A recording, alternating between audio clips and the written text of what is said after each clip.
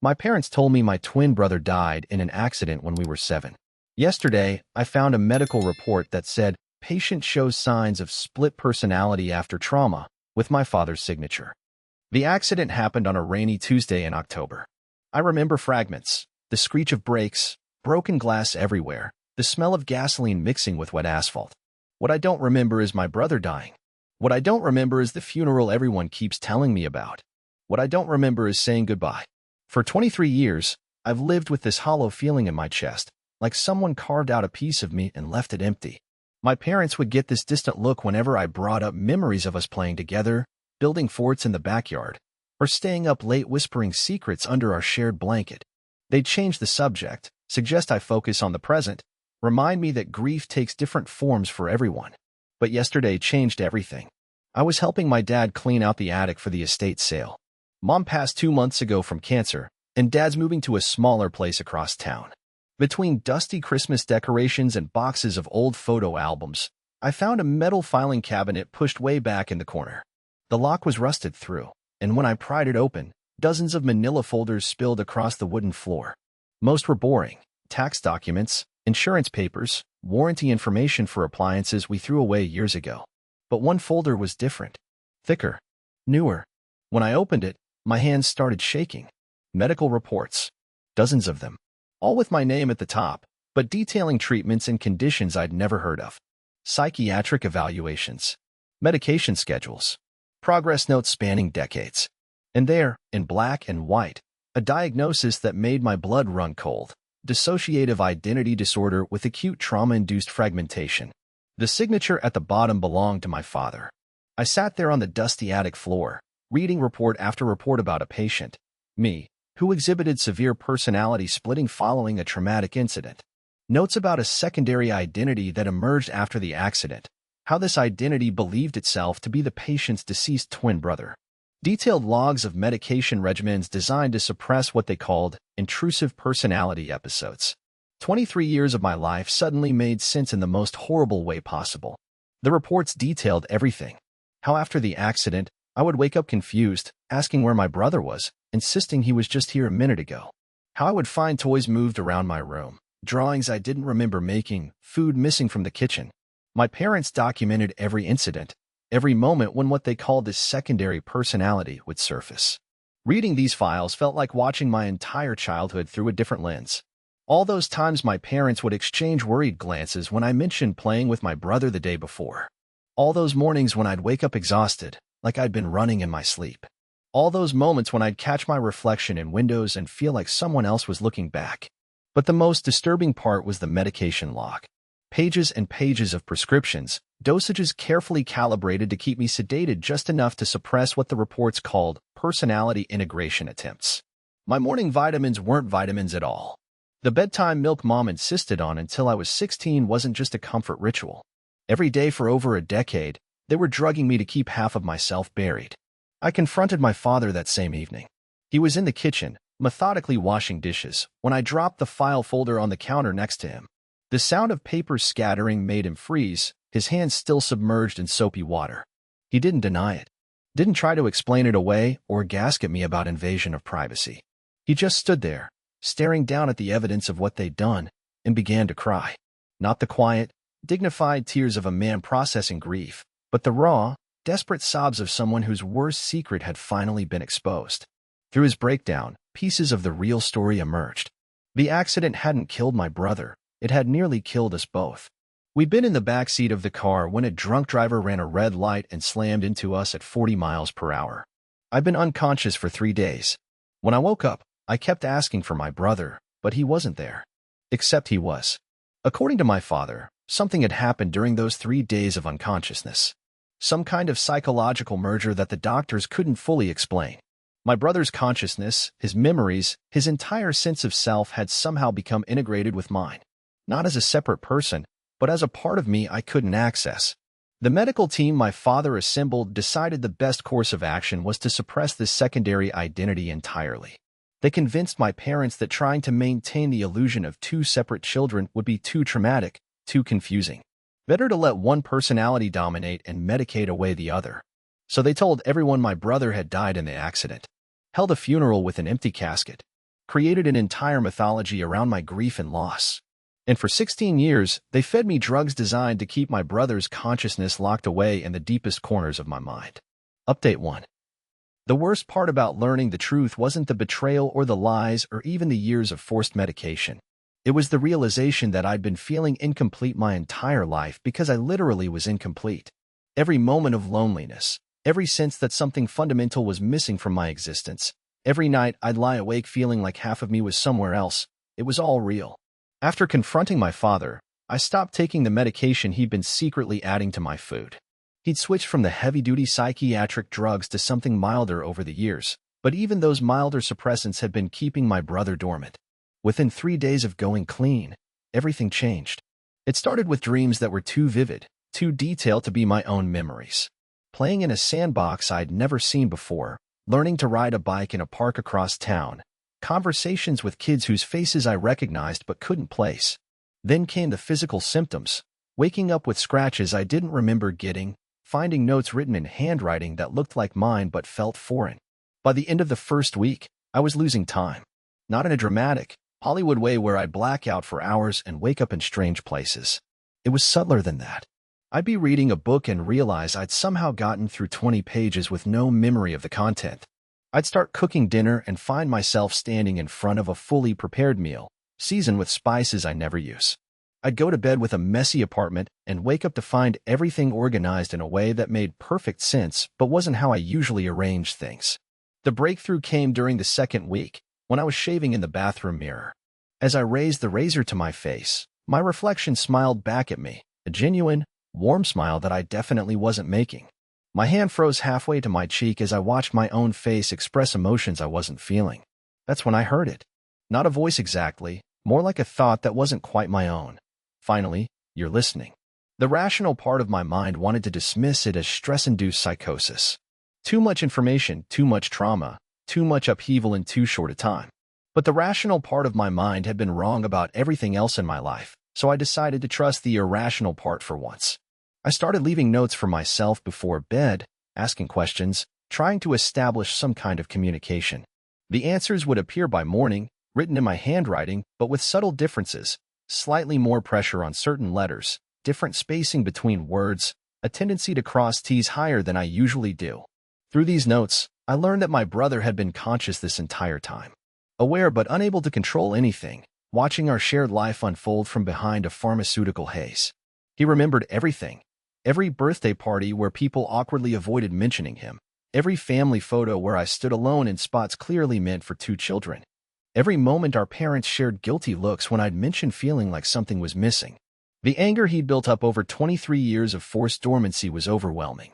Not just at our parents, but at me for never questioning the story, never pushing harder for answers, never sensing that he was there trying to break through. I could feel his resentment seeping into my own emotions, making me snap at coworkers, lose patience with friends, feel inexplicably furious at random moments throughout the day. But underneath the anger was something else, relief. Pure, overwhelming relief that he wasn't crazy, wasn't imagining things, wasn't slowly dissolving into nothing.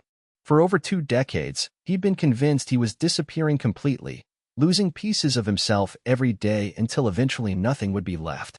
Learning that I could finally hear him, finally acknowledge his existence, gave him hope that maybe we could figure out how to coexist.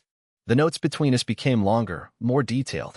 He told me about the accident from his perspective, how one moment we were arguing about who got the last cookie from lunch, and the next moment there was crushing metal and broken glass, and then nothing. Just darkness and distant voices talking about brain trauma and integration and difficult decisions. He described what it felt like to be conscious but powerless, watching me live a life that should have been ours to share. Seeing me struggle with loneliness and never being able to explain that I wasn't really alone. Watching me make friends and career choices and relationship decisions that he might have influenced if he'd been able to participate. Most heartbreaking was learning about all the times he tried to break through over the years. The drawings I'd find that I didn't remember making were his attempts to communicate. The food that would go missing was him trying to experience taste again, even through my dulled, medicated senses. The exhaustion I'd wake up with was the result of his attempts to move our shared body while I slept, desperate to feel physical sensation again. Update 2. 3 weeks after stopping the medication, we had our first real conversation. Not through notes or dreams or strange mirror reflections, but an actual back-and-forth exchange of thoughts and feelings that felt as natural as talking to someone sitting next to me. It happened while I was grocery shopping, standing in the cereal aisle trying to decide between two brands. Suddenly, I had a strong preference for the one on the left, even though I'd never particularly liked that flavor before. Instead of dismissing the impulse, I paid attention to it. That one, came the thought. We used to eat that one all the time before the accident. Mom would buy 2 boxes because we'd fight over who got the prize inside. The memory hit me like a physical blow. Sitting at the kitchen table in our old house, racing to finish breakfast so we could claim whatever plastic toy was buried in the cereal box. Taking turns, one of us getting the prize on even days, the other on odd days. The system had worked perfectly until the accident ended everything. From that moment, the floodgates opened. Memories I'd thought were lost forever came rushing back. But now they had context, dimension, completion. I remembered building blanket forts, but now I also remembered the elaborate games we'd play inside them, the stories we'd make up about being explorers or space travelers or knights rescuing princesses. I remembered bike rides around the neighborhood, but now I could recall the races we'd have, the shortcuts we'd discovered, the time we got lost and had to ask 3 different people for directions home. But integrating these recovered memories with my existing sense of self was like trying to solve a jigsaw puzzle where half the pieces belonged to a completely different picture. Some memories felt completely mine. Others felt like I was watching someone else's home movies, and still others existed in the strange middle ground where I couldn't tell which of us had been the primary participant. My brother was patient with the process, more patient than I deserved given what our parents had put him through. He helped me sort through the confusion, explained which experiences had been primarily his, which had been primarily mine, and which we'd truly shared as a unified consciousness before the trauma split us apart. The hardest part was realizing how much my personality had been shaped by his forced absence. Without his influence, I'd become cautious where we'd once been adventurous, introverted where we'd once been social, pessimistic where we'd once been optimistic. I'd spent 23 years being half a person and hadn't even realized it. But slowly, carefully, we began to reintegrate. Not the violent, pharmaceutical suppression our parents had chosen, but a gradual, voluntary merging of 2 halves that had always been meant to be whole. Some days he was more prominent in our shared consciousness, bringing energy and curiosity I'd forgotten I possessed. Other days I was more dominant, providing the practical skills and adult knowledge he'd missed developing during his years of dormancy. The changes were noticeable to everyone around us. Coworkers commented on my improved mood, increased creativity, willingness to take on challenging projects. Friends mentioned that I seemed more confident, more present in conversations, more like the person they'd always sensed I could be if I just got out of my own head. My father watched these changes with a mixture of pride and terror. Pride because he could see his son becoming more complete, more genuinely happy than he'd been since childhood. Terror because every positive change was evidence of how much damage the suppression had caused, how much of my potential had been lost to pharmaceutical intervention. But the real transformation happened one evening in early December, almost 2 months after I'd discovered the medical files. I was standing in front of my bathroom mirror, brushing my teeth before bed, when something shifted. Not the dramatic, movie-style personality switch I'd been half expecting, but something much more subtle and profound. I looked into my own eyes, and for the first time in 23 years, I felt complete. Not like someone pretending to be whole, not like someone missing a fundamental piece of himself, but genuinely, authentically whole. 2 consciousness existing as one, 2 sets of memories creating a single, complex identity, 2 halves of a soul that had finally found each other again. My reflection smiled back at me, and this time I was making the smile. We were making the smile. Because there wasn't really a me and him anymore. There was just us, the way it was always supposed to be. Final update. I confronted my father one last time before he moved to his new apartment, not with anger or demands for apologies, but with questions about what happens next. The medical files had contained contact information for the team of doctors who designed my suppression treatment, and I needed to know if there were long-term effects I should be worried about. His response surprised me. Instead of defensiveness or justification, he expressed relief that the secret was finally out. 23 years of guilt had been eating away at him, especially after my mother's death. She'd been the one pushing for the suppression treatment, convinced that allowing 2 personalities to coexist would lead to a lifetime of mental illness and social isolation. My father had gone along with it, but he'd never been completely convinced they were making the right choice. The doctors he contacted were initially concerned about what they called an unsupervised integration event. They wanted to run tests, establish monitoring protocols, possibly restart medication to prevent what they termed psychological destabilization. But after several sessions and evaluations, they admitted that the integration appeared to be proceeding naturally and successfully. According to their assessments, what had happened to us was extremely rare but not unprecedented. Severe trauma during critical developmental periods can sometimes cause a consciousness to fragment as a protective mechanism. Usually these fragments remain distinct and conflicting, leading to the classic dissociative identity disorder symptoms. But in our case, the fragmentation had been less complete, more like a temporary separation that was always meant to heal. The pharmaceutical suppression had prevented natural integration from occurring, essentially keeping a psychological wound from healing for over 2 decades. By stopping the medication and allowing the two parts of my consciousness to reconnect, I'd simply completed a healing process that should have happened years earlier. The integration wasn't without challenges. Some days I'd feel overwhelmed by the intensity of having access to 2 lifetimes' worth of emotions and experiences. Other days I'd struggle with conflicting preferences or instincts that belong to different aspects of my personality. Learning to balance opposing impulses, to find compromise between different desires and goals, required constant conscious effort. But these challenges felt manageable compared to the chronic emptiness I'd lived with before. Every difficulty of integration was offset by the joy of feeling complete, of having access to parts of myself I'd thought were lost forever. I started making changes in my life that reflected this new completeness. Took up hobbies I'd been interested in but never pursued. Reconnected with childhood friends I'd lost touch with over the years. Made career moves that felt aligned with who I really was rather than who I thought I should be.